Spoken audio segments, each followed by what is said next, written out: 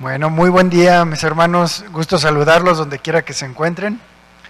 Es un privilegio poder compartir con ustedes lo que Dios nos ha mostrado, poder compartir con ustedes la palabra, porque finalmente Él es el que sirve las mesas para que nosotros podamos degustar de todas las maravillas que tiene para nosotros. Así que vamos a continuar con nuestra serie 2020 como en los días de Elías. Y vayamos a nuestro texto base en Primera de Reyes 19:1. Y dice así: el rey Acab dio a Jezabel la noticia de todo lo que Elías había hecho y de cómo había matado a espada a todos los profetas. Entonces envió Jezabel a Elías un mensajero diciendo: así me hagan los dioses y aún me añadan, si mañana a estas horas yo no he puesto tu persona como la de uno de ellos.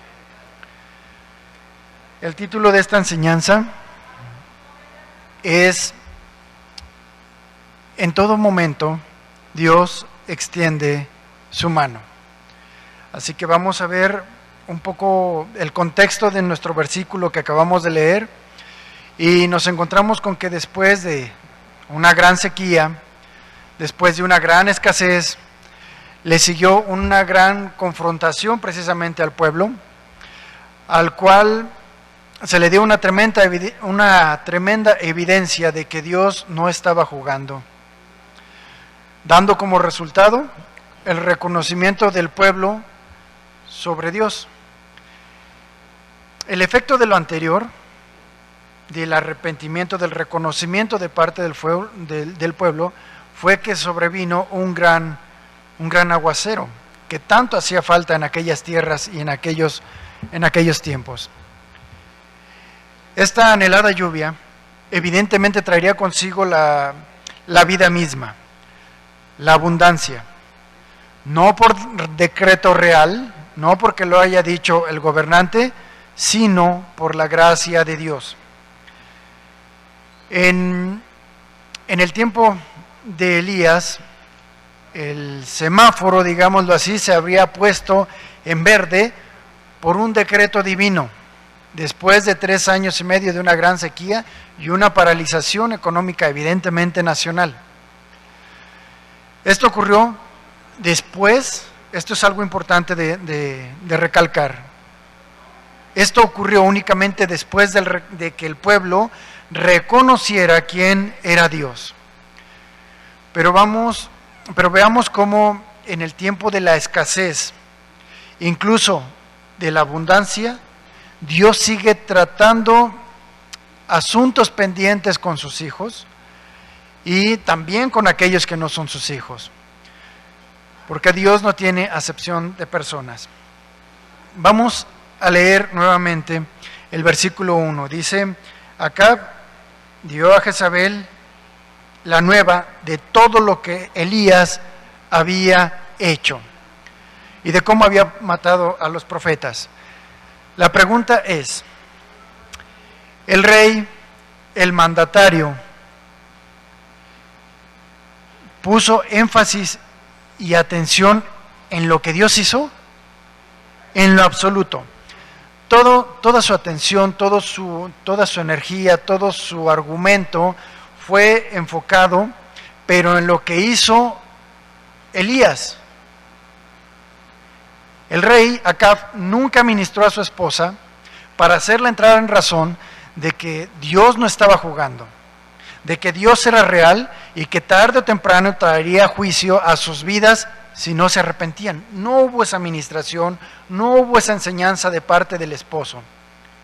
Este esposo, este marido, con sus dichos, en realidad estaba exponiendo su casa al juicio de Dios debido a que no se enfocaba en lo más importante, que era cambiar su propia vida. Les interesaba más otra cosa que su propia vida espiritual, así que todos sus ojos, todo su esfuerzo lo enfocaron simplemente en lo material. Y así puede estar pasando en estos momentos en muchos matrimonios, que ponen sus ojos, que ponen su mente, ponen su corazón y se enfocan únicamente en lo que se encuentra en este mundo, en lo que han perdido debido a lo que está ocurriendo, evidentemente porque Dios lo ha permitido. Así actúan también muchas personas que se enfocan únicamente en ver cómo se derrumba su prestigio y el poder, cómo se va perdiendo en el territorio político, como le pasó precisamente a Jezabel. Y Jezabel es la personificación de la soberbia, del orgullo, de la arrogancia y de la manipulación. Sin embargo, también Dios utiliza a estas personas para tratar a algunos pendientes, digámoslo así, con sus hijos, así como lo hizo con Elías. A lo largo de la enseñanza veremos cómo Dios no abandona a sus hijos, no abandona a sus hijos por más difícil que sean las circunstancias, incluso a pesar de nuestros propios errores, a pesar de nuestras propias debilidades y de nuestras propias limitaciones. Dios no nos abandona. Recordemos que Elías, de alguna forma, en su corazón se estaba gestando la arrogancia y la vanidad debido a que pensaba que no había otro profeta como él. Él era el profeta, él era el principal, él era el único. Eso se estaba gestando en su corazón. Pero poniéndonos en lugar de Elías, en nuestro orgullo, Dios también extiende su mano para disciplinarnos. Y veámoslo en el siguiente versículo. En el versículo 2 dice que entonces envió Jezabel a Elías un mensajero diciendo: así me hagan los dioses y me añadan, si mañana a estas horas yo no he puesto tu persona como la de uno de ellos. En estas circunstancias, Dios permite que se levante un aguijón que ataque la mente de Elías.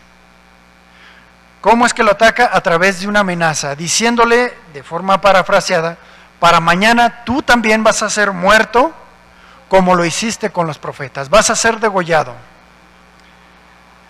Así fue como se levantó y amenazó esta señora, esta gran pandemia, en contra de el mejor, entre comillas, el mejor de los profetas, o el que se sentía como el único de los profetas. Pero vamos a enfocarnos un poco más en la figura y en la persona de Jezabel. Ella representa un espíritu, o lo que es lo mismo, una actitud que en muchas de las personas, o en muchos de nosotros en algún momento, se pudiera gestar, se pudiera anidar, incluso esa actitud pudiera convivir y pudiera ser parte de nuestra vida diaria y de nuestro comportamiento diario. Tanto que esa actitud se adopta tanto para un hombre como para una mujer. Jezabel, así como cualquier tipo de persona que tenga esta actitud arrogante, no se dio cuenta de la reacción de su ira ante las circunstancias. No se dio cuenta de su ira y cómo utiliza su misma posición de autoridad con el fin de amedrentar, con el fin de abusar, con el fin de amenazar, con el fin de lo que sea. Finalmente, ella tenía una posición de poder y lo utilizaba para sus fines propios. Como lo menciono, esta actitud y esta personificación, o esta persona de Jezabel, representa la actitud de muchos hombres y mujeres que no tienen dominio propio, que no se controlan por el poder que Dios pone en sus manos. No se dan cuenta que su propia ira, la ira que sale de su corazón, que se manifiesta por sus bocas, incluso por sus ademanes, provocan una aversión o un repudio para todos los que están cerca. Y si ellos se dan cuenta, de que sus actitudes son de esta manera, lo que dicen es, me vale, seguido de palabras que demuestran el espíritu o la actitud de Jezabel. Me vale, eso es lo que dice la gente que tiene o que podemos llegar a tener en algún momento en nuestro corazón, ese tipo de actitud arrogante y altanera. Pues con este aguijón se encontró Elías, y esta fue la respuesta de Elías. Esto es algo muy importante. Esta fue la respuesta de Elías a la disciplina que venía de parte de Dios. En el versículo 3 dice así: viendo pues el peligro, ¿quién lo vio? Elías. Viendo pues Elías el peligro, reaccionó, y entonces se levantó y se fue para salvar su vida. Ahora preguntémonos lo siguiente: antes de la amenaza, de esta señora pandemia llamada Jezabel, ¿Elías no corría peligro de muerte? Cuando estuvo delante de los 450 profetas de Baal, incluyendo al rey, por supuesto que sí, su vida peligraba. Entonces, ¿por qué ahora, en base a un ataque mental, a un mensaje, es que ahora el profeta se amedrenta con una amenaza de una sola persona? ¿Por qué se llenó de pavor de parte de esta señora? Bueno, la respuesta es la siguiente: es porque Elías quitó los ojos de Dios. Elías quitó los ojos de Dios, y el orgullo lo fue llevando a poner los ojos en sí mismo. Así es como somos de frágiles, así somos de débiles. Y evidentemente Elías era un ser humano como tú y como yo, con errores evidentemente.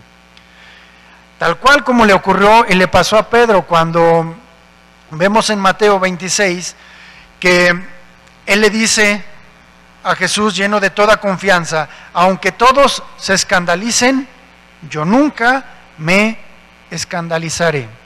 Toda la confianza la puso Pedro en sí mismo, aunque todos los discípulos. Yo no haré lo mismo. Es decir, yo soy el discípulo, yo sería mayor que los demás. Entonces Jesús le advierte que a partir de ese momento, antes de que cayera, de que cantara el gallo, él lo iba a negar en 3 ocasiones. Pero aún así, él sigue insistiendo: no, Señor, yo no te voy a negar, y aunque tenga que morir, no te negaré. Así que vemos que Pedro sigue confiando en sí mismo, y evidentemente los discípulos, al verse expuestos, también dijeron lo mismo. Sin embargo, vemos momentos antes de que esta declaración de parte de Jesús hacia los discípulos les fuera de manifiesto, en Lucas nos revela algo interesante. Porque en Lucas 22:31 dice Jesús que Satanás había pedido a Simón Pedro para que fuera zarandeado como a trigo. Eso fue lo que le dijo Jesús: Pedro, Satanás me pidió permiso para darte un escarmiento. ¿Y qué crees? Le he dado permiso, pero yo he orado para que tu fe no falte. Yo he rogado para que tu fe no falte. Entonces, vemos cómo en las manos de Jesús,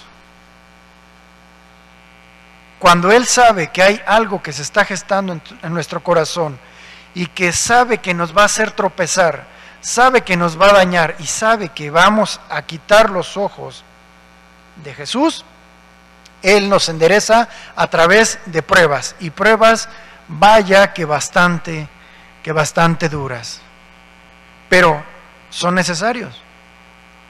pero es mejor que tengamos esa fe, ese consuelo y ese apoyo de parte del que lo puede todo, del que lo sabe todo, del que lo conoce todo y que te dice: no temas, yo estaré contigo.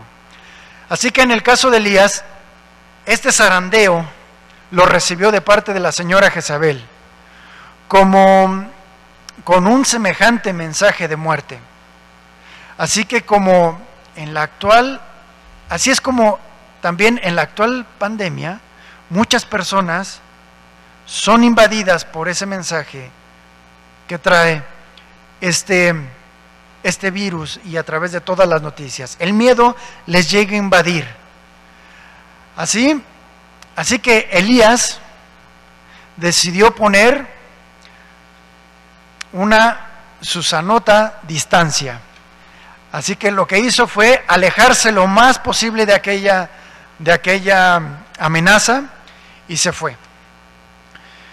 Pero ahora veamos que aún en medio de nuestro desánimo, Dios extiende su mano para levantarnos y sustentarnos. Dice el versículo 4: y él se fue por el desierto por un día de camino, y vino y se sentó debajo de un enebro, y deseando morirse, dijo: basta ya, oh Jehová, quítame la vida, pues no soy mejor que mis padres. Ahora vemos el lado contrario de la confianza que tenía Elías. Vemos el otro extremo. Ahora hay un desprecio hacia sí mismo, y esto es lo que le sigue cuando nosotros quitamos los ojos y la confianza en Dios. Eso es el resultado de poner los ojos en nosotros mismos y en nuestra propia confianza. Entonces dice el versículo 5: y echándose debajo del enebro se quedó dormido. Se quedó dormido. Cuando una persona se encuentra en un estado de depresión, como ocurrió con Elías, le da por dormir. Le da por escapar de forma momentánea de este mundo, porque hay algo de alguna manera muy parecido en el sueño, muy parecido a lo que es la muerte. Porque en el sueño, en el dormir, de alguna forma encontramos descanso. O también se puede convertir en un tormento horrible cuando tienes pesadillas. Y peor aún es cuando no puedes dormir y tu cuerpo no tiene descanso. Por eso buscamos en muchas ocasiones buscar descansar precisamente en el sueño. Por eso el salmista decía en Salmos 4:8: en paz me acostaré y asimismo dormiré, porque solo tú, Jehová, me haces vivir confiado. La paz que se produce cuando una persona se va a dormir solamente puede provenir de una forma completa de parte de Dios. Sin embargo, Elías, aunque se acostó, aunque se durmió, no tenía paz. ¿Por qué? Porque su mente no estaba confiada en Dios, sino estaba confiada en sus fuerzas o mejor dicho, veía sus debilidades y sus limitaciones, así como un temor profundo a ser asesinado. Así que él no tenía paz por lo siguiente: cuando olvidamos y quitamos los ojos de Dios. En el momento en el que se nos olvida todo lo que Dios ha hecho en nuestras vidas. Algo pasa y se nos borra la memoria. Y no confiamos en todas sus maravillas y todos los hechos maravillosos de todas las que nos ha librado Dios en toda nuestra vida. Pero continuemos con el versículo, porque mientras él estaba durmiendo, entonces he aquí luego un ángel le tocó y le habló y le dijo: levántate y come. A diferencia del primer aislamiento que tuvo Elías, ahora Dios no envía cuervos como lo hacía en el Querit. Ahora Dios envía directamente a un ángel para alimentarlo. Esto es una providencia y algo maravilloso. Pero ahora vamos a ver cuál es la respuesta de Elías ante el sustento que está recibiendo. En el versículo 6 dice: entonces él miró, él despertó, abrió los ojos y dice: entonces él miró y he aquí a su cabecera una torta cocida sobre las ascuas y una vasija de agua. Y comió y bebió, y algo ocurrió. Se volvió a dormir. Satisfizo una necesidad natural que era el comer y el beber, y después volvió a su mismo estado de depresión. No se menciona si el ángel se quedó, y si lo hizo, si el ángel se quedó, a Elías no le importó la compañía, sino únicamente lo material, el pan cocido y el agua. Así que seguimos viendo otra vez cómo Elías sigue ensimismado, nada más viéndose a él, viendo sus limitaciones. Pero observemos algo interesante con lo que sigue. Aún en nuestra propia insistencia en estar derrotados, Dios extiende su mano para volvernos a levantar. Su gracia y su favor, su misericordia sigue estando presente. En el versículo 7 dice así: y volviendo el ángel de Jehová, la segunda vez lo tocó diciendo: levántate y come, porque largo camino te resta. Largo camino te resta. En este versículo se sugiere algo así como si el ángel le estuviera diciendo: busca a Dios, ve al origen, o por lo menos así lo interpretó Elías. Y ahora vamos a ver cuál es la respuesta de Elías, o cuál podría ser nuestra respuesta a la renovación que viene y que nos ofrece Dios. En el versículo 8 dice así: entonces, una vez que se levantó y que comió, se levantó y comió, y entonces se fortaleció con aquella comida, y caminó 40 días y 40 noches hasta Horeb, que es el monte de Dios. Este monte al que fue llevado Elías, el monte de Horeb, también lo conocemos como el monte Sinaí, que fue el mismo lugar en el que Moisés recibió los mandamientos de Dios. Es el mismo lugar en el que se hicieron manifestaciones poderosas de parte de Dios cuando Él se presentaba delante del pueblo. A ese lugar se fue Elías, aproximadamente unos 500 kilómetros de distancia de donde él estaba. Pero en esos 40 días, en esa travesía, 40 días y 40 noches, la actitud de Elías seguía siendo exactamente la misma durante 40 días. Tenía una depresión,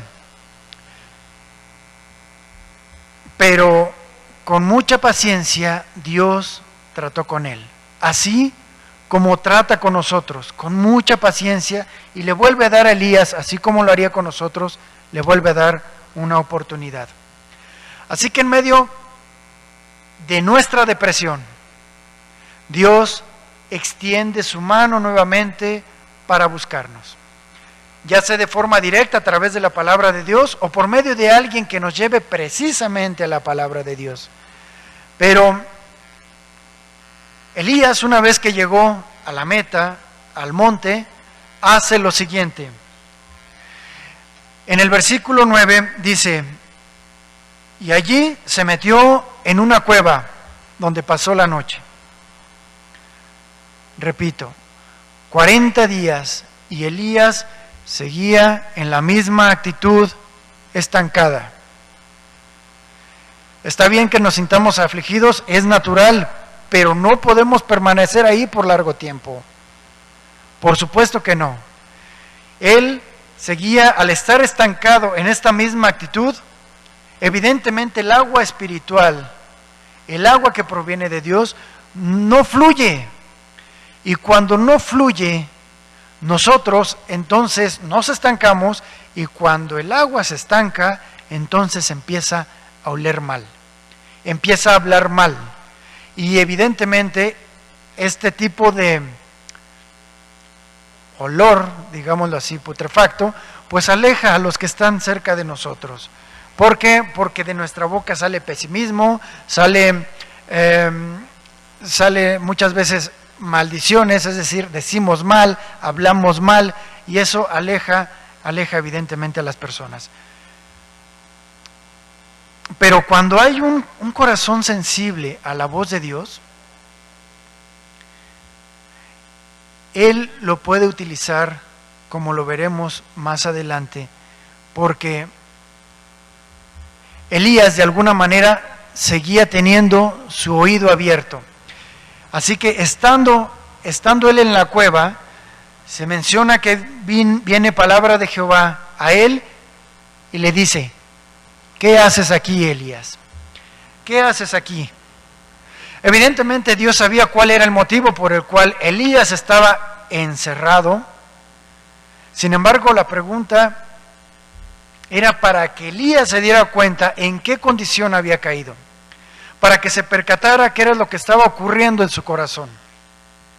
A pesar de estar en un lugar en el que Dios se manifestó, esto es algo importante, uno puede estar dentro de una iglesia, pero su corazón seguía derrapando en aquella misma circunstancia.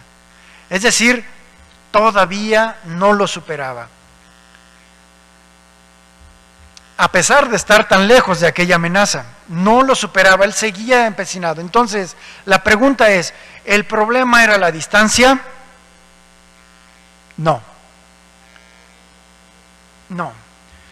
Lo que en un principio era un miedo, la distancia lo convirtió en tristeza, en depresión, en vacío. Eso fue lo mismo que destapó ese aislamiento, que él tomó la decisión, Elías tomó la decisión de hacerse a un lado, Dios no lo mandó. Esa fue la diferencia contra el primer aislamiento. Él había tomado esa decisión. Y pues bueno, así como se levantó esa señora Jezabel e infundió miedo, así ocurrió con las circunstancias, así ha ocurrido con las circunstancias que estamos viviendo. Muchas personas por el miedo se han aislado de forma enorme, pero ese miedo se ha convertido en tristeza, en depresión, en gran vacío por el virus que ha destapado muchísimas cosas más. Pero después de esta pregunta, ¿dónde estás, Elías?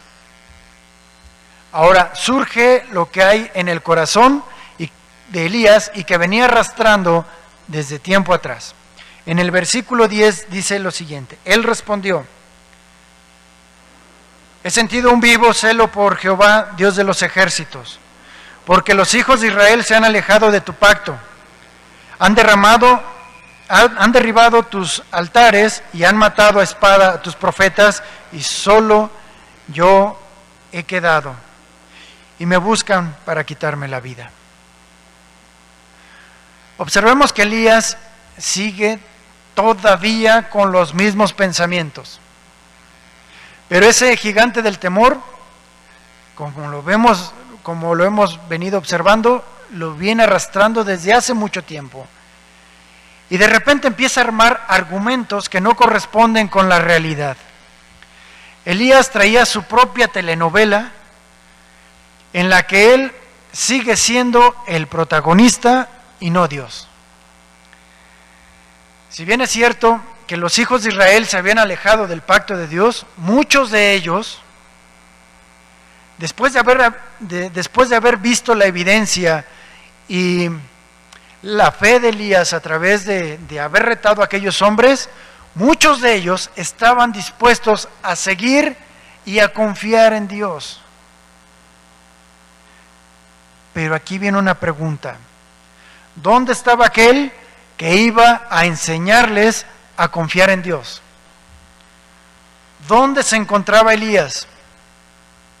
Estaba escondido en una cueva, por temor a la doña Jezabel, a la señora Jezabel. Ahora, según el libro de los Reyes, quien había mandado derribar los altares y había mandado matar a los profetas fue precisamente esta mujer, Jezabel, y no el pueblo. Y quien quería quitarle la vida a Elías no era el pueblo, sino esta señora. Además, él sigue pensando que él es el único que ha quedado, como garantizando que todos los demás profetas que Dios había guardado, nadie más los iba a poder librar.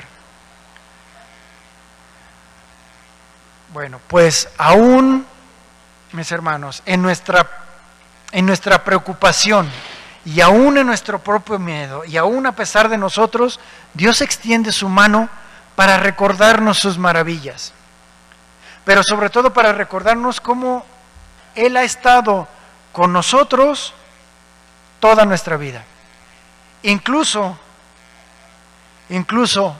sin haberlo conocido. Dios está tratando desde antes con nosotros. Así que el Señor a Elías no le toma en cuenta sus argumentos. Él dice: a ver, Elías, sal fuera, versículo 11, y ponte en el monte de Jehová. El Señor prácticamente le dice: silencio, ya, salte de ahí, sal de esa circunstancia.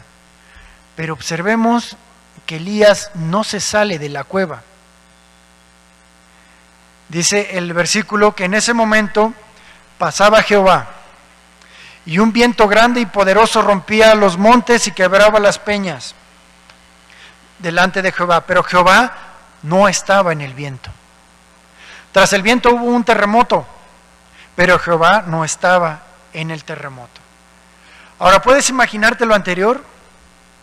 Fueron los mismos acontecimientos que ocurrieron cuando Dios se manifestaba delante del pueblo de Israel en los tiempos de Moisés.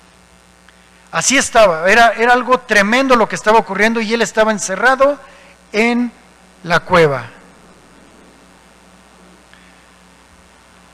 Esto lo dice Éxodo 19:16, y observemos cómo eran los mismos acontecimientos. Dice: aconteció que al atardecer, cuando vino la mañana, hubo truenos y relámpagos. Una espesa nube cubrió el monte y se oyó un sonido de bocina muy fuerte. Todo el pueblo estaba en el campamento, se estremeció. Por supuesto que sí, habría gran temor. Entonces Moisés sacó del campamento al pueblo para recibir a Dios, y ellos se detuvieron al pie del monte. Entonces todo el monte del Sinaí humeaba, porque Jehová había descendido sobre él en medio del fuego. El humo subía como un humo de horno, y todo el monte se estremecía violentamente. De alguna forma, esto también lo experimentó Elías, estando encerrado en esa cueva. Porque dice el versículo 12: tras el terremoto, un fuego, pero Jehová no estaba en el fuego. Y después del fuego se escuchó un silbo apacible y delicado. un silbo apacible y delicado. Entonces ahora vamos a ver cuál es la respuesta de Elías ante la relación personal con su Dios. Cuando Elías oyó, escuchó digámoslo así, este susurro de parte de Dios, se cubrió el rostro con su manto. Y entonces salió y se puso a la puerta de la cueva. No salió totalmente, únicamente a la puerta de la cueva.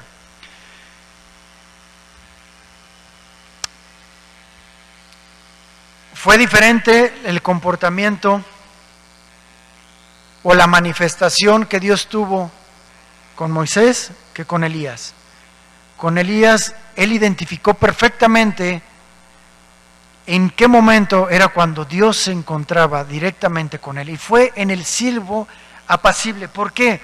Porque Elías tenía todos los sentidos ejercitados de alguna manera, porque Dios mismo le había hablado estando en la soledad de su primera reclusión.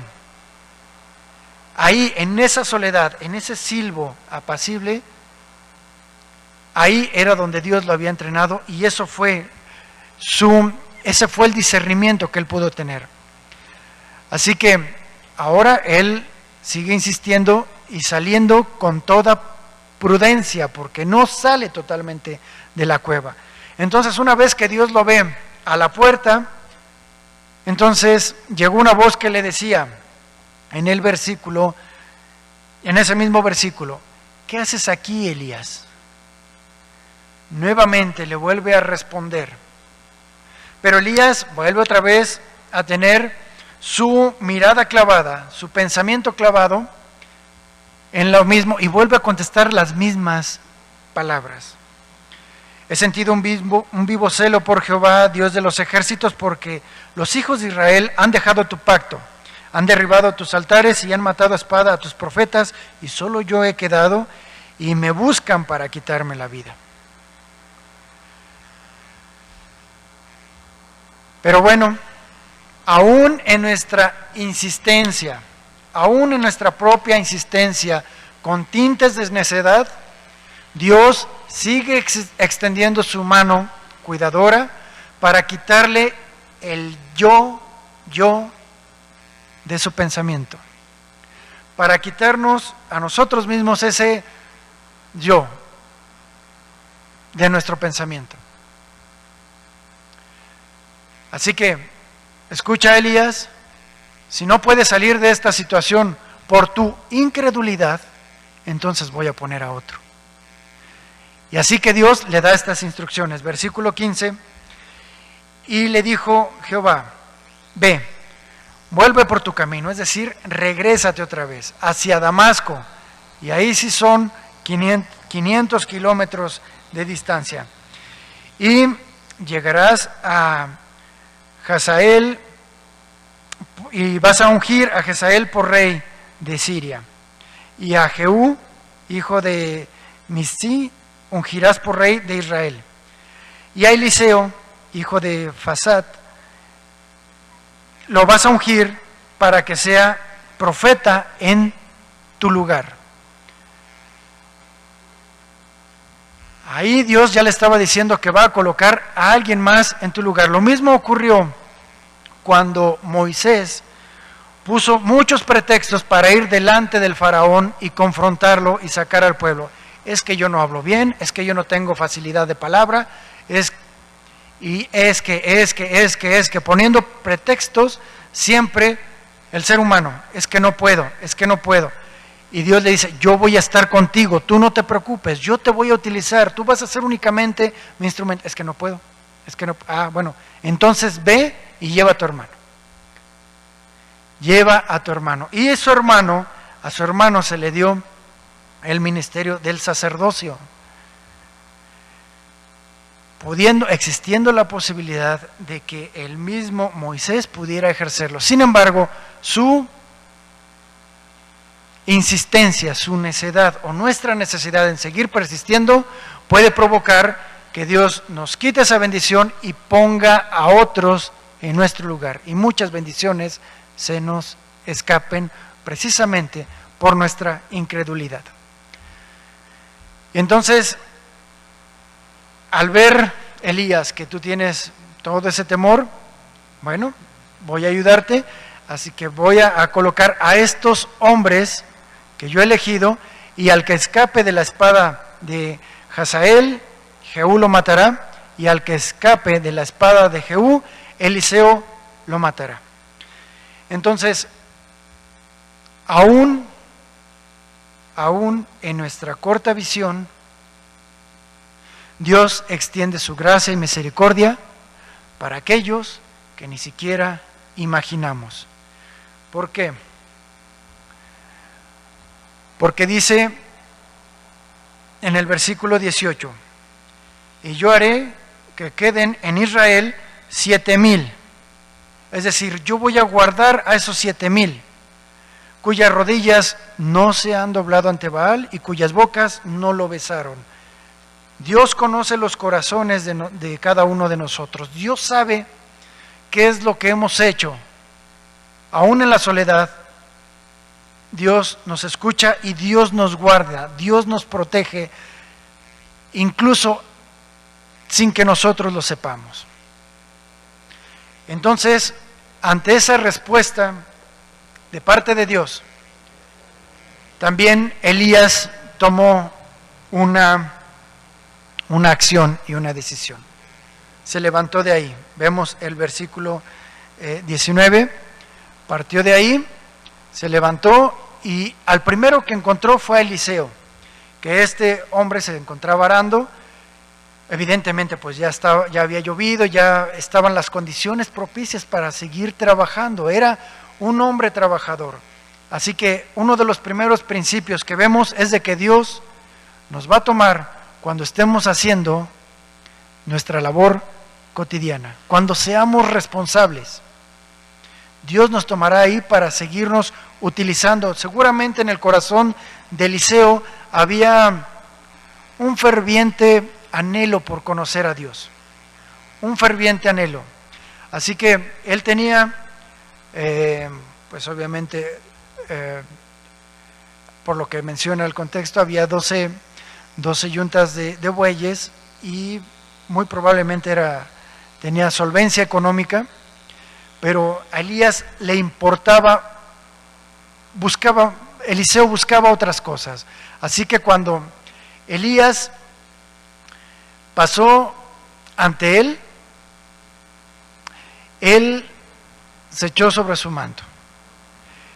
Entonces dejó los bueyes y salió corriendo detrás de Elías y le dijo: te ruego que me dejes despedirme de mis padres y entonces te voy a seguir. Dijo: pues adelante, hazlo. En el versículo 21, él destruye de alguna manera todo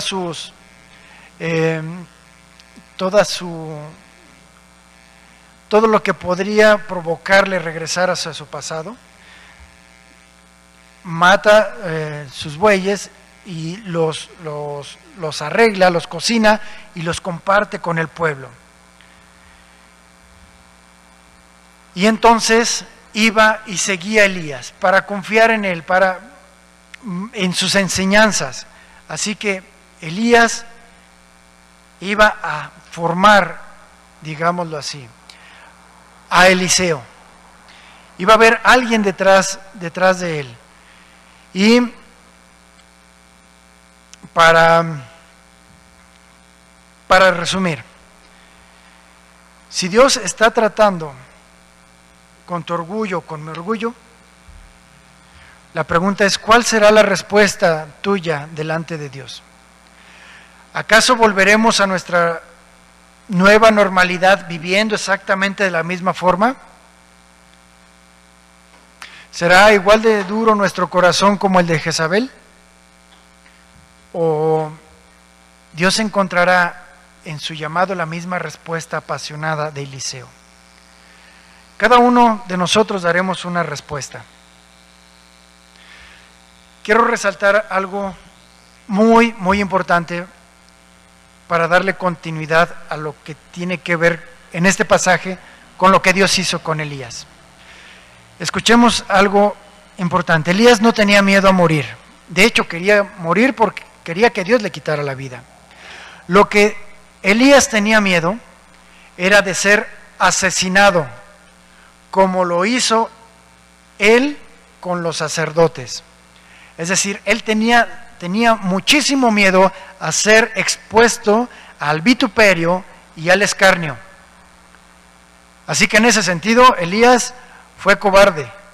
Y bueno, es totalmente comprensible. Creo que para nadie sería algo agradable morir de esa manera.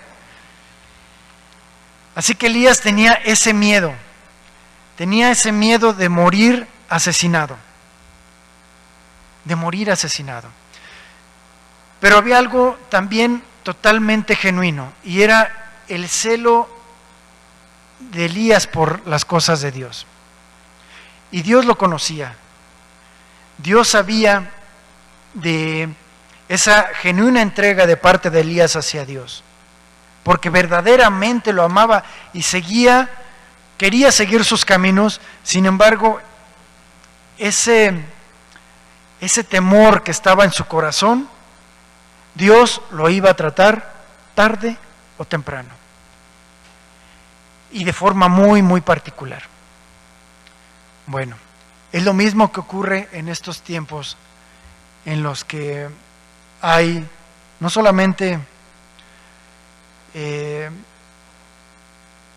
el temor de la pandemia, sino esta violencia tan desbordada que se está desplegando por muchas partes de nuestro país. Puede ser que tengamos miedo a este tipo de eventos o de circunstancias. Sin embargo, Jesús nos dice en Mateo 10:28, no temáis a los que matan el cuerpo, pero el alma no pueden matar. Es decir, esa no la pueden tocar. Más bien Jesús nos dice, no, ten miedo a aquel que puede destruir el alma y el cuerpo en el infierno. Si hay temor, incluso en los temores hay niveles. Por eso Jesús nos dice, no tengas miedo al hombre, no, ten miedo al juicio que puede venir en ti a tu vida. Porque Dios es el único, a través de su Hijo Jesucristo, que puede mandarnos al infierno. Así que, ¿cómo fue que Dios trató y fortaleció a Elías para afrontar la muerte pública? ¿Cómo fue? Y vamos a ver vamos a irnos hacia el pasado y hacia el futuro. Jesucristo, por medio de Jesucristo, Elías fue fortalecido en el monte de la transfiguración. Cuando se encontraban ahí hablando Moisés y Elías, ¿qué dijeron? No lo sabemos. Sin embargo, podemos ver a través de la Escritura que la amenaza de la actitud de Jezabel, de alguna manera se cumplirá en la vida de Elías, de acuerdo a muchos estudiosos de la palabra, porque Elías va a ser expuesto, va a ser asesinado en los últimos días, como lo menciona en Apocalipsis 11, versículo 3. Todo indica que estos dos testigos que se mencionan en esta profecía son precisamente Moisés y Elías. Y ordené a mis dos testigos que profeticen por 1260 días, vestidos con ropas ásperas. Estos testigos son los dos olivos y los dos candelabros que están de pie delante de Dios en la tierra. Si alguno quiere dañarlos, sale fuego de la boca de ellos y devora a sus enemigos. Si alguno quiere hacerles daño, debe morir de la misma forma. Estos tienen el poder para cerrar el cielo a fin de que no llueva en los días de su profecía. Aquí es donde muchos concuerdan que se está refiriendo precisamente a Elías. Y tienen poder sobre las aguas para convertirlas en sangre y para herir a la tierra con toda plaga cuantas veces quieran. Al parecer, hace referencia, muchos concuerdan, con Moisés. Y fíjense en los siguientes versículos. Cuando ellos hayan acabado de dar su testimonio, la pregunta es: ¿el testimonio de quién? Evidentemente es el testimonio de Jesucristo, de ningún otro, el mensaje de la cruz, el mensaje del Evangelio. Entonces la bestia que sube del abismo hará guerra contra ellos y entonces los vencerá y los matará. Y en el siguiente versículo se menciona la forma, de alguna manera, o nos da algunos detalles de cómo serían sus muertes, porque iban a ser o serán expuestos en la gran ciudad, que en sentido espiritual se llama Sodoma y Gomorra. Ahí serán exhibidos sus cadáveres, y que va a ser en el mismo lugar donde fue crucificado el Señor. Todo mundo, todo pueblo, lengua, nación, verán sus cadáveres. Esto no se podría concebir sin los adelantos tecnológicos que hoy vemos. Ahora, a estos hombres, estos dos testigos fueron muertos evidentemente por gente que no quería el mensaje de la cruz. Así como Jezabel, estos hombres, estas personas no me interesa qué dice la Biblia, no me interesa qué está ahí, y llegará un momento en el que los asesinarán y los exhibirán por tres días. Pero ocurrirá lo siguiente: se oirá una voz del cielo que les dirá: subid acá. Y entonces eso ocurrirá. Se levantarán de la muerte y todo mundo verá ese acontecimiento. Mis amados hermanos, por todo lo anterior, quiero decirte que así como a muchos hombres de la Biblia, a muchos testigos, incluso muchísimos que no conocemos sus nombres, que son anónimos, que murieron después de la resurrección de Jesús, después a manos del Imperio Romano, muchos de ellos tuvieron ese valor de encarar la muerte. ¿Por qué? Porque tenían su confianza totalmente en Dios, no en sí mismos. Y eso les daba un gran valor, porque decían: aún si Él me matare, seguiré confiando en Dios. Como lo dijo Job: aún si él me matare, seguiré confiando en Dios, porque Dios nos ha provisto de un espíritu de valor, de un espíritu de fuerza, que en su momento nos proveerá de todo lo necesario para afrontar lo que tengamos que afrontar. Así que no tengamos miedo a la muerte, porque dice la Biblia que para nosotros el vivir es Cristo y el morir es ganancia. El morir únicamente es pasar al sueño para encontrarnos con nuestro Creador. Si has confiado en Él, si te has entregado en Él. Si no, entonces sí será en contra de Él. Así que no tengamos miedo, más bien estemos preparados para que cuando subamos a rendir nuestras cuentas, seamos santos e irreprensibles delante de Dios por medio de su Hijo Jesucristo, por medio del arrepentimiento. Así que oremos, hermanos. Muchísimas gracias, amado Dios.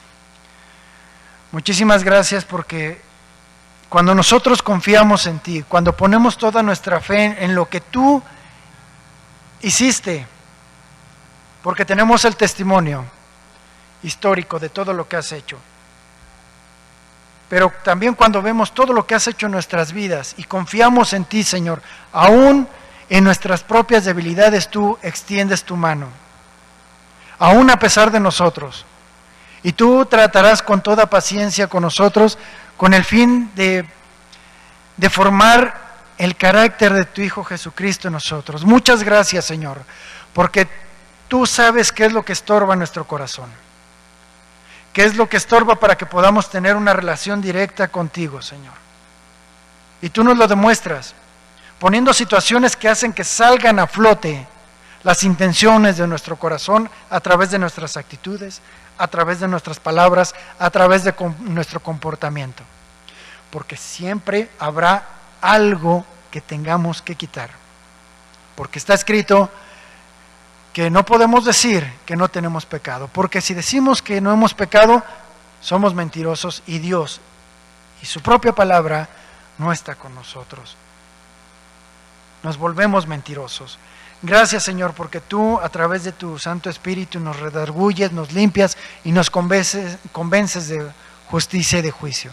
Gracias, Señor, porque no nos abandonarás y porque seguiremos viendo tus maravillas aún a costa de nosotros mismos.